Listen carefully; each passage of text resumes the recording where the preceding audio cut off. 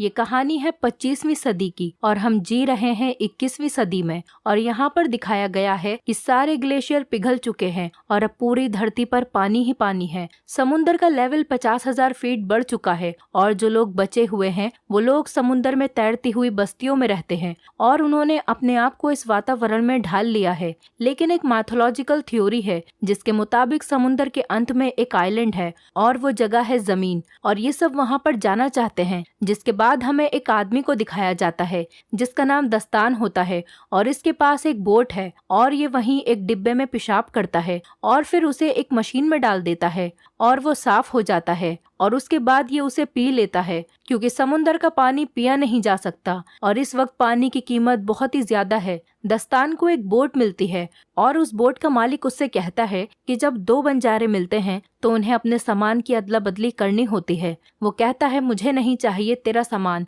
तू अपना काम कर। और तभी यहाँ पर लुटेरे आ जाते हैं जिनका काम बस लोगों को मारना होता है। जैसे ही वो आदमी लुटेरों को देखता है तो वो दस्तान को वो फल दिखाता है जो उसने अभी अभी उसकी बोट से चुराए थे और वो कहता है कि तुम मरोगे, तुम यहाँ से कभी नहीं निकल पाओगे। क्योंकि दस्तान की बोट खराब थी लेकिन दस्तान की बोट काफी एडवांस होती है और वो कुछ बटन्स को दबाता है और ये देखकर जो उसके फल चुराकर भागा था वो दस्तान की बोट के पर्दे फाड़ देता है, जिस वजह से दस्तान की बोट स्लो हो जाती है। लेकिन वो लुटेरे उसकी बोट को देख लेते हैं और उसे मार देते हैं। दस्तान उन्हें नहीं दिखता इसलिए वो बच जाता है। दस्तान जल्दी बस्ती तक पहुंच जाता है और उन्हें मिट्टी दिखाता है। मिट्टी देखकर वो लोग चौंक जाते हैं क्योंकि जिस तरह आज के युग में हीरे जवाहरात कीमती हैं उसी तरह उस टाइम में मिट्टी की कीमत बहुत ज्यादा थी। और दस्तान इसी के सहारे जलबस्ती में एंटर हो जाता है और जब वो दस्तान की मिट्टी को तोलते हैं तो 3 किलो 500 ग्राम होती है।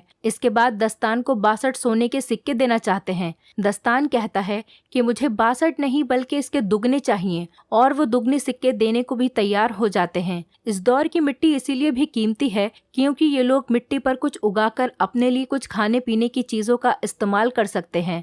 दस्तान सिक्के लेकर एक दुकान पर जाता है और पीने के लिए पानी खरीदता है। वहीं दस्तान देखता है कि एक टमाटर का पौधा है जिसे वो खरीदना चाहता है। दुकान वाली लड़की कहती है अगर ये पौधा तुम्हें चाहिए तो तुम्हें मुझे आधे सिक्के देने होंगे। अब दस्तान को पौधा चाहिए था इसीलिए वो सिक्के दे देता है और पौधा ले लेता है। इस दुकान वाली लड़की का नाम था देवसेना और इसके साथ एक और लड़की भी थी जिसका नाम था अवंतिका। देवसेना इसकी गार्जियन थी। दस्तान अपना पौधा खरीदकर वहां से जा रहा था तभी उस बस्ती के कुछ लोग उसके पास आते हैं और उनके पास एक लड़की होती है और वो दस्तान से कहते हैं कि तुम इस लड़की के साथ संबंध बनाओ